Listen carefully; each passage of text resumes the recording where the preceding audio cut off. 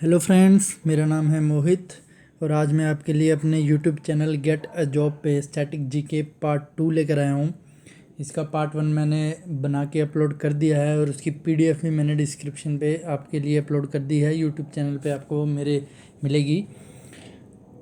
और इस पार्ट में हम आगे और क्वेश्चन जो भी कि जितने भी गवर्नमेंट एग्ज़ाम हैं उनमें पूछे गए हैं वो डिस्कस करेंगे, काफ़ी डिटेल में डिस्कस करेंगे।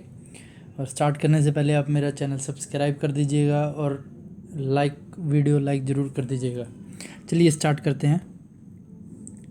फर्स्ट क्वेश्चन है, where is India's first Doppler weather radar installed? India का पहला डोपलर वेदर रडार कहाँ पे इंस्टॉल किया गया है? तो इसका करेक्ट आंसर है पुणे, कुफरी एंड मुक्तेश्वर। कुफरी एंड मुक्तेश्वर में इंडिया का पहला डोपलर वेदर रडार इंस्टॉल किया गया है, इन दोनों जगह पे। डोपलर इफ़ेक्ट होता क्या है उसके बारे में भी मैं थोड़ा डिस्कस कर लेता हूँ। डोपलर इफ़ेक्ट एक्चुअली में हम जो एस्ट्रोनॉमिकल मेजरमेंट करते हैं मोज़ुबार इफ़ेक्ट में काम आता है। और रडार के जो मॉडर्न नेविगेशन सिस्टम यूज़ करते हैं उसमें हम इसको यूज़ करते हैं। ये फर्स्ट डिस्क्राइब किया गया था 1842 में बाय ऑस्ट्रियन फिजिक्स थे, क्रिस्टियन डॉपलर करके।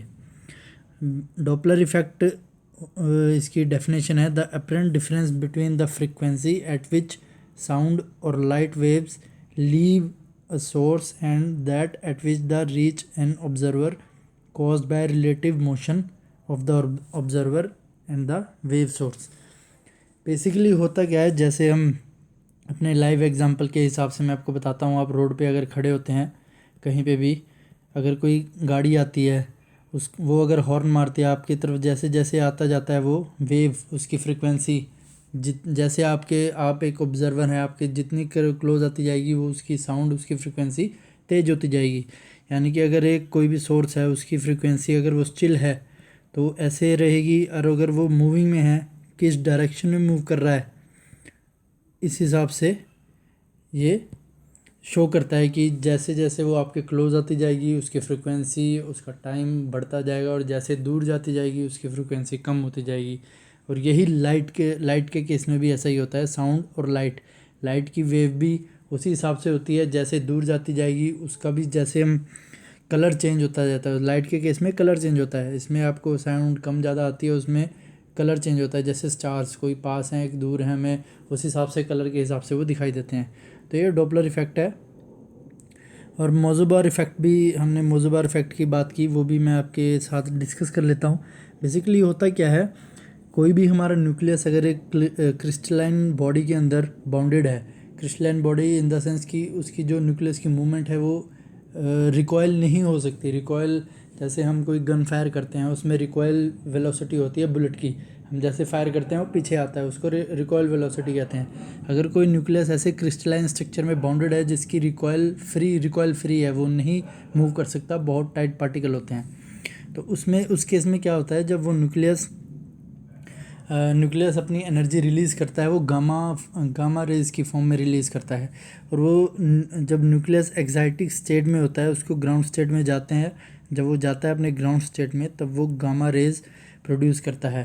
और जब वो गामा रेज प्रोड्यूस करेगा एक दूसरे न्यूक्लियस के पास जाएगा, जो वो भी एक ऐसे क्रिस्टलाइन स्ट्रक्चर में एम्बेडेड होगा जिसका आपका जो रिकॉयल फ्री होगा, तो वो उसको ऑब्जर्व करेगा और उसको ग्राउंड स्टेट में न्यूक्लियर एक्साइटिक स्टेट में जाने के लिए ट्रांजिशन करने में हेल्प करेगा। इसका मैं लाइव एग्जांपल दे के आपको समझाता हूँ, आपको अच्छे से समझ आएगा। जैसे देखिए, ये एक बोट है, इस पर एक अगर कोई पर्सन जंप करता है फ्री बोर्ड पे तो वो जंप करने की बजाय बीच में गिर जाएगा, क्योंकि इसकी रिकॉयल वेलोसिटी है इसमें ही, क्योंकि जैसे ही वो जंप करेगा ये बोट पीछे की तरफ मूव कर जाएगी। और अगर इसमें मोज़ुबार इफ़ेक्ट लगा होगा, अगर हम इस बोट को बांध देंगे कहीं पे तब वो इसको जंप करेगा तो ये पीछे नहीं मूव करेगी और वो फ्रीली यहाँ पे पहुँच जाएगा। बेसिकली ये मोज़ुबार इफ़ेक्ट है, इसमें नहीं है और इसमें लगता है। और यही इसकी डेफिनेशन दी गई है, जब मैं आपको पीडीएफ प्रोवाइड करवाऊँगा आप एक बार इसको रीड कर लीजिएगा, आपको अच्छे से समझ आ जाएगी। आगे नेक्स्ट क्वेश्चन की तरफ बढ़ते हैं हम।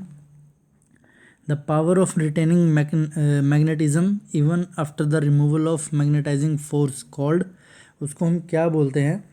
जैसे कोई मैग्नेटाइजिंग फोर्स हम किसी बॉडी पे लगाते हैं, उसके मैग्नेटाइजिंग फोर्स हटाने के बाद भी जो जो उसके अंदर मैग्नेटाइजेशन की पावर रह जाती है, उसको हम क्या बोलते हैं? उसको हम बोलते हैं रिटेंटिविटी। बाकी टर्म भी हम डिस्कस कर लेते हैं। रिलक्टेंस किसको बोलते हैं? It is a property of magnetic circuit of opposing the passage of magnetic flux. अब मैग्नेटिक फ्लक्स क्या होता है? हमारे पास कोई मैग्नेटिक बार है, उसके अंदर ऐसे मैग्नेटिक फील्ड बनते हैं, आप लोग जानते हैं। और अगर हम इस पोजीशन पे एक कंडक्टर प्लेस कर दें, जितनी मैग्नेटिक फील्ड लाइंस इसके बीच में से पास होगी, उसको हम मैग्नेटिक फ्लक्स बोलते हैं। तो रिलक्टेंस क्या है? It is a property of magnetic circuit of opposing the passage of magnetic flux. इस चीज़ को, मैग्नेटिक फ्लक्स के पैसेज को अपोज करने की जो प्रॉपर्टी होती है, उसको हम रिलक्टेंस बोलते हैं। वैसे ही आता है permeance, the property of allowing the passage line of magnetic flux. ये जो पैसेज लाइन है, यही हमने जो ड्रॉ की, इसकी इन पैसेज लाइन को अलो करने की प्रॉपर्टी को परमिएंस कहते हैं।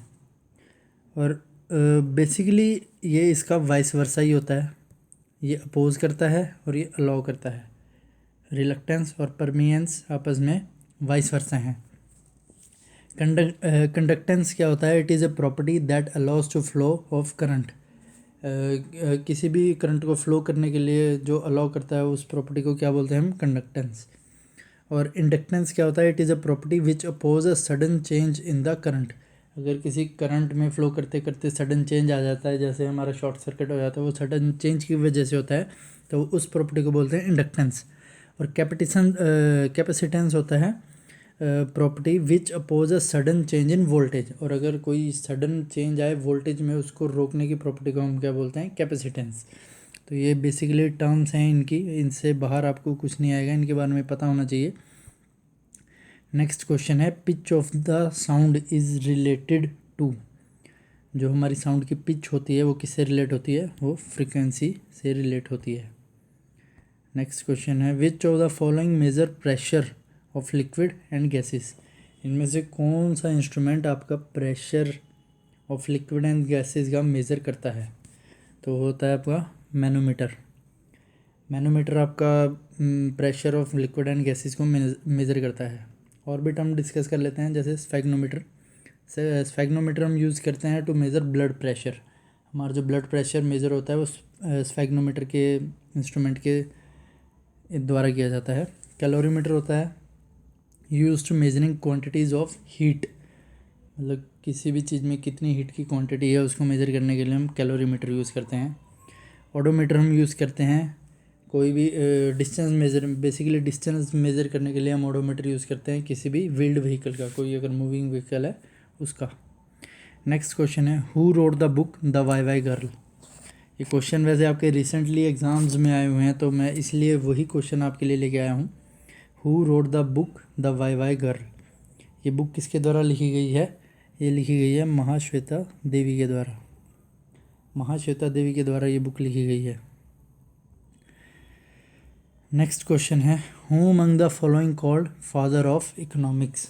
इनमें से कौन फादर ऑफ इकोनॉमिक्स के नाम से जाने जाते हैं? तो Adam Smith father of economics के नाम से जाने जाते हैं। और जो महर्षि चरका है, वो फादर ऑफ आयुर्वेदा के नाम से जाने जाते हैं। यूक्लिड फादर ऑफ जियोमेट्री के नाम से जाने जाते हैं। Dmitri Mendeleev father of periodic table के नाम से जाने जाते हैं। और आपके J Robert Oppenheimer father of atomic bomb. Next question है आपका, metal use to make lightning conductor. कौन सा मेटल कंडक्टर की लाइटनिंग बनाने में कौन सा कंडक्टर मेटल आपका यूज़ होता है? तो वो है कॉपर।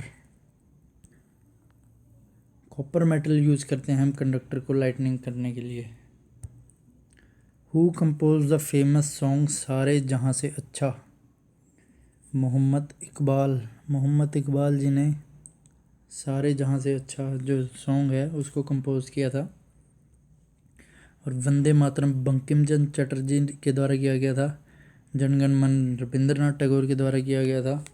और जो हमारी मदर इंडिया मूवी है, फेमस मूवी जो ऑस्कर विनिंग मूवी है, वो नुशाद के द्वारा कंपोज की गई थी। Who was the first Mughal emperor in India? Babur. काफ़ी इजी सा सवाल है। Who was the first Mughal emperor in India? Babur. Babur के बारे में थोड़ा बहुत जान लेते हैं। Babur was the founder of Mughal emperor. He was related to Taimur from his father side and Changez Khan to his mother side. उसके फादर की साइड से तैमूर से वो रिलेटेड था और चंगेज़ खान की तरफ से वो मदर की साइड से। उसका ओरिजिनल नाम जाहिरुद्दीन मोहम्मद था। 1944 में 11 साल की उम्र में वो रूलर बन गया था फरगाना का, और उसके पिता का नाम था Umar Sheikh Mirza.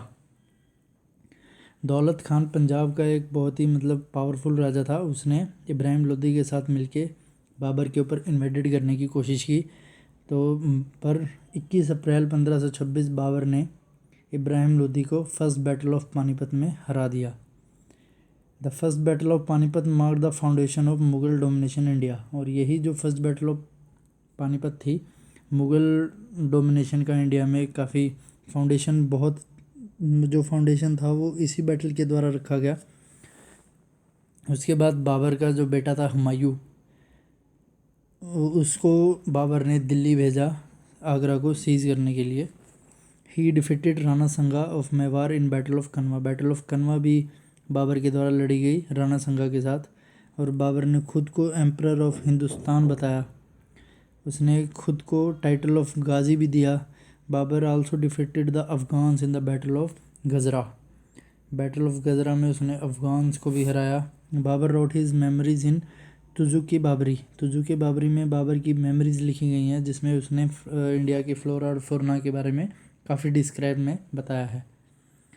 The battle of Chanderi भी उसने लड़ी है, जो कि मदनी राय जो कि की अलय था राणा संगा का और बाबर के बीच में 1528 को लड़ी गई। 26 दिसंबर 1530 को बाबर की मृत्यु हो जाती है आगरा में।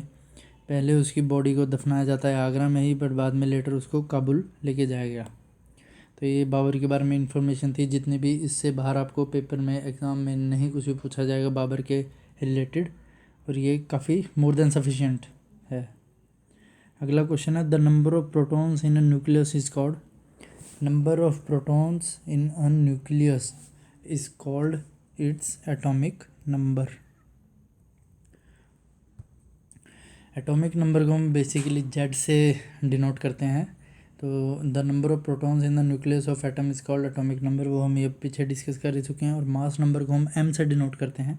सम of number of protons and neutrons in nucleus. एक न्यूक्लियस के अंदर कितने प्रोटॉन और कितने न्यूट्रॉन हैं, उनके सम को हम मास नंबर बोलते हैं। Isotopes. Isotopes are the atom with the same number of protons but different number of neutrons. Isotope जो होते हैं वो आइसोटोप्स वो एटम्स होते हैं जिनके सेम नंबर ऑफ प्रोटॉन्स होता है but different number of neutrons. Neutrons उनके डिफरेंट होते हैं।